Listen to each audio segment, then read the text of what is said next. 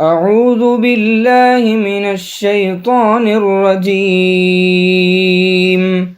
أفمن كان على بينة من ربه ويتلوه شاهد منه ومن قبله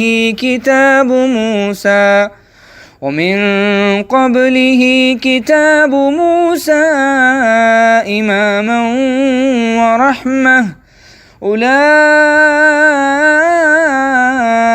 يؤمنون به، ومن يكفر به من الأحزاب فالنار موعده، فلا تك في مرية منه، إنه الحق من ربك ولكن أكثر الناس لا يؤمنون.